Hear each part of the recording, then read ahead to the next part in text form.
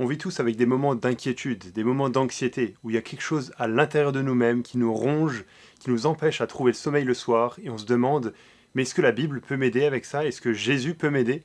C'est ce qu'on voit dans cette vidéo. Salut les amis, je m'appelle Benjamin et je suis blogueur sur TPSG, toutpoursagloire.com, et dans cette vidéo, on va parler de l'anxiété. On va voir deux clés, deux remèdes que la Bible nous donne pour gérer notre anxiété, dans deux passages de la Bible différents. La première clé pour gérer l'anxiété, c'est d'être conscient que Dieu contrôle tout. Et on voit ça dans Matthieu au chapitre 6 en particulier. C'est un passage où Jésus lui-même parle de l'anxiété, de l'inquiétude, et demande à ses disciples de ne pas s'inquiéter. Mais c'est vraiment frappant, Jésus dit pas juste « Ah mais ne vous inquiétez pas », juste comme ça, bon voilà, t'inquiète pas, tout va aller bien. Mais Jésus leur donne des raisons pour lesquelles ils n'ont pas à s'inquiéter. C'est pas juste qu'il faut pas s'inquiéter, mais c'est qu'il n'y a pas de raison en fait à s'inquiéter. Pourquoi? Parce que Dieu contrôle tout. Je lis dans Matthieu 6, verset 25 jusqu'au verset 27. C'est pourquoi je vous dis, ne vous inquiétez pas pour votre vie de ce que vous mangerez, ni pour votre corps de quoi vous serez vêtu. La vie n'est-elle pas plus que la nourriture, et le corps plus que le vêtement? Regardez les oiseaux du ciel, ils ne sèment ni ne moissonnent, ils n'amassent rien dans des greniers, et votre Père céleste les nourrit. Ne valez-vous pas beaucoup plus qu'eux? Qui de vous, par ses inquiétudes, peut ajouter une seule coudée à la durée de sa vie? Jésus dit que on ne doit pas s'inquiéter. Pourquoi? Parce que Dieu est au contrôle de toutes choses. Non seulement Dieu se soucie de nous, il dit mais vous vous inquiétez par rapport à ce que vous allez manger, ce à quoi vous allez être vêtu, etc. Mais regardez les oiseaux du ciel, ils font rien, ils sont pas en train de travailler avec acharnement, et pourtant Dieu prend soin d'eux. Dieu leur donne la nourriture dont ils ont besoin. Et ce que Jésus dit, c'est qu'on vaut bien plus que des petits oiseaux, au verset 26. Ne valez-vous pas beaucoup plus qu'eux? En tant qu'être humain, créé à l'image de Dieu, on vaut bien plus que les petits oiseaux, et donc, si Dieu prend soin des petits oiseaux, il va aussi prendre soin de nous. Donc on peut faire confiance à Dieu, qu'il se soucie de nous, qu'il va prendre soin de nous. On voit un peu plus loin que Dieu connaît tous nos besoins. Au verset 32, « Or votre Père Céleste sait que vous en avez besoin. » Dieu sait quels sont nos besoins, il connaît toutes choses, il n'y a pas besoin qu'on l'informe. On voit ça même un peu plus tôt dans Matthieu 6, au verset 8. « Ne leur ressemblez pas, Jésus dit, à ceux qui prient en multipliant les paroles, car votre Père sait de quoi vous avez besoin avant que vous le lui demandiez. » Même avant qu'on prie, Dieu connaît tout ce dont on a besoin. Dieu sait ce qu'on va demander. Dieu n'est pas dépassé par notre vie, il connaît tous nos besoins, tout ce qui nous concerne. Donc non seulement Dieu se soucie de nous, mais aussi il sait ce dont on a besoin, et donc on peut vraiment lui faire confiance, qu'il prendra soin de nous. Dans toutes ces choses qui créent de l'anxiété en nous, de l'inquiétude en nous, on peut vraiment faire confiance à Dieu, qu'il est puissant pour agir, et qu'il est suffisamment bon pour agir. Peut-être pas selon ce que nous on attend, mais selon ce que lui il veut, pour sa gloire et pour notre bien. Et c'est pour ça qu'au final, l'inquiétude, la mauvaise inquiétude, c'est un manque de foi. Jésus le dit au verset 30, il dit « Ne vous vêtira-t-il pas à plus forte raison, gens de peu de foi ?» Jésus montre que le fait de s'inquiéter de ce que Dieu contrôle, en fait c'est un manque de foi, c'est un manque de confiance en Dieu.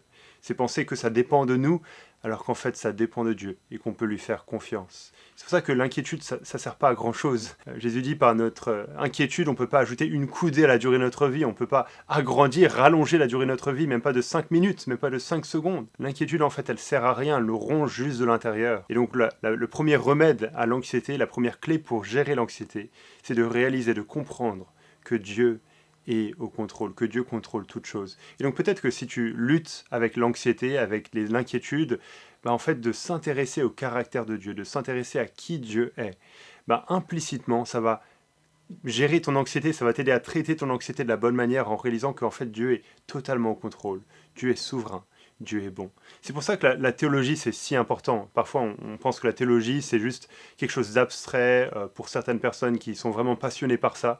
Et on se dit mais moi je préfère les choses un peu pratiques. Mais en fait d'étudier qui Dieu est, d'étudier la grandeur de Dieu, d'étudier la souveraineté de Dieu, d'étudier tous les attributs de Dieu, la manière dont Dieu se présente à nous dans la Bible, en fait ça aura un impact pratique sur plein de domaines de notre vie, même si on n'en est pas directement conscient. Et notamment sur notre anxiété. Plus on est conscient à quel point Dieu est souverain, moins on sera amené à être anxieux et à être inquiet. Donc ça c'est la première clé pour gérer l'anxiété, être conscient que Dieu contrôle toutes choses. Et la deuxième clé pour gérer notre anxiété, c'est de transformer notre anxiété en prière. Et on voit ça dans Philippiens au chapitre 4, les versets 6 et 7. Le verset commence en disant « Ne vous inquiétez de rien » au verset 6. Et on se dit, si ça s'arrêtait là, en fait, c'est pas une bonne nouvelle. Juste dire « Ne t'inquiète pas », ça aide pas vraiment, comme on l'a vu tout à l'heure, c'est pas juste ça qu'il faut dire. Mais là encore, ça s'arrête pas là. Le passage nous donne des raisons de ne pas nous inquiéter. Pourquoi il ne faut pas nous inquiéter, ou plutôt ce qu'il faut faire à la place de s'inquiéter. Donc on lit Philippiens 4, maintenant versets 6 et 7 en entier. Ne vous inquiétez de rien, mais en toute chose, par la prière et la supplication, avec des actions de grâce, faites connaître à Dieu vos demandes. Et la paix de Dieu, qui surpasse toute intelligence, gardera vos cœurs et vos pensées en Christ Jésus. L'inquiétude que l'on vit, elle est normale quand on est confronté à cette vie, à des problèmes, à des situations. C'est normal que on veuille penser au lendemain. Et c'est pas mauvais de penser au lendemain en lui-même.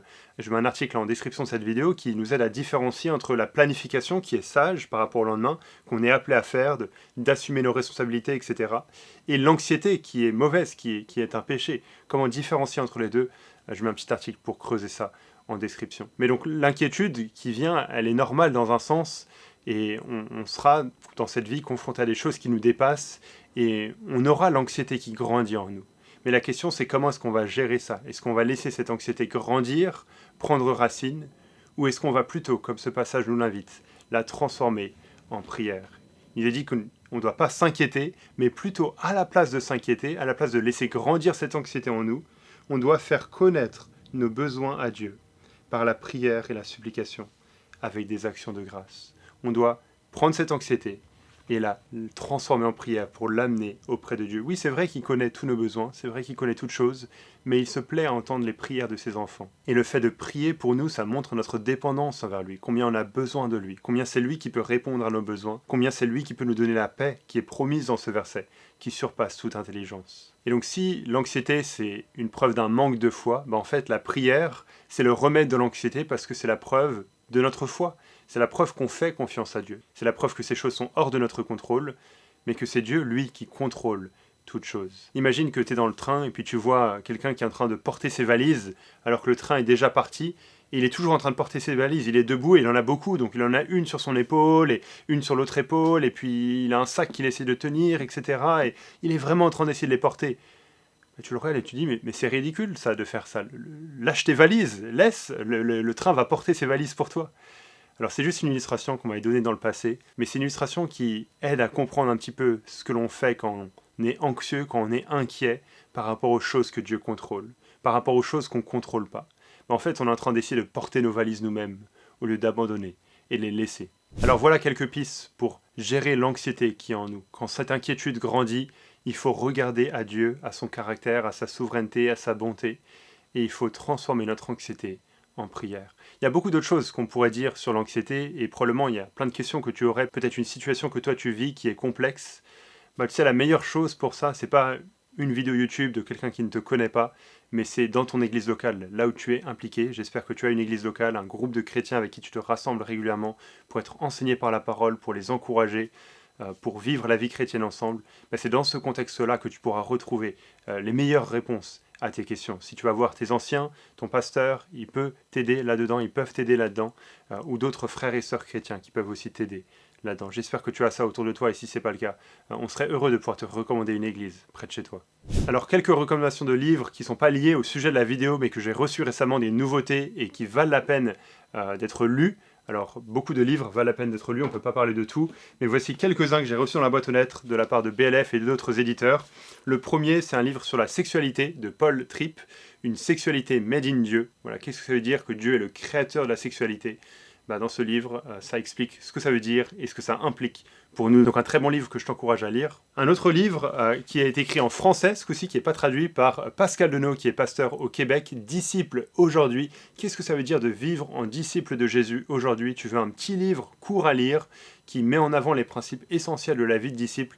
Je te recommande ce livre qui est très bon et qui peut t'aider à voir comment vivre pour Jésus aujourd'hui. Et enfin, un dernier livre, 40 jours de grâce de Paul David Tripp. Ce sont des méditations écrites, chacune un peu court, pour dans 40 jours, méditer sur la grâce de Dieu. Ça peut te faire du bien. Tu cherches peut-être un truc court à lire avec quelqu'un, ça peut être un truc que tu peux retrouver, tous ces livres, sur le blfstore.com, qui est le partenaire de cette vidéo. Merci au BLF Store de sponsoriser ces vidéos. C'est tout pour les vidéos, les amis. Vous pouvez me suivre sur Instagram, vous abonner à cette chaîne YouTube pour ne pas rater les prochaines vidéos, et également sur mon blog TPSG, où j'écris généralement un article par semaine. Tout ça dans le but de nous encourager à grandir dans la connaissance de Dieu et dans notre vie d'une manière qui honore Dieu. À bientôt les amis.